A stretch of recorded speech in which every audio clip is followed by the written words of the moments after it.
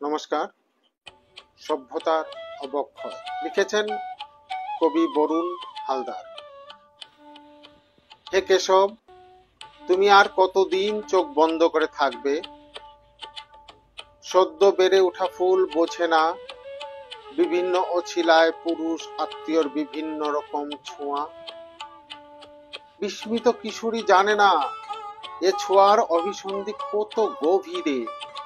Coaching ক্লাসে, ভিড়ে ঠাসা বাসে, ট্রেনে, অসহায় অবস্থায় বিভিন্ন বয়সের পুরুষ বিভিন্ন রকম ছোঁয়ায় লাম্পট্য প্রমাণ করে। সংশয় বুকে নিয়ে তিলোত্তমারা শির দ্বারা শক্ত করে এগিয়ে চলে।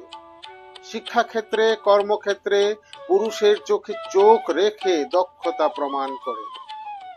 জং ধরা সমাজের বুকে প্রগতি উপহার দেবার আশায়।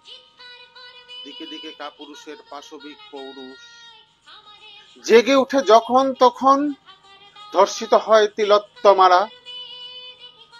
জঘন্য হত্যার সাক্ষী থাকে সভ্যতা। ভাঙাচোরা মনে যেসব ফুল বেঁচে থাকে তারা প্রতিদিন মরে। মেয়ে হওয়ার গ্লানি আজীবন বয়ে বেড়ায়।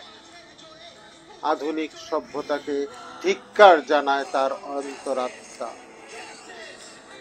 হে মাধব, তুমি কোথায়? কৌতূহলী হস্তিনাপুর বুবাকালা, উল্লাসে ফেটে পড়া দুর্যোধন দুঃশাসনের হাত থেকে দ্রৌপদীকে বাঁচিয়েছ ভরা সভায়। দ্রৌপদীর জন্য যা পারো এ যুগে তিলোত্তমাদের জন্য কেন পারো না? কেন কেন?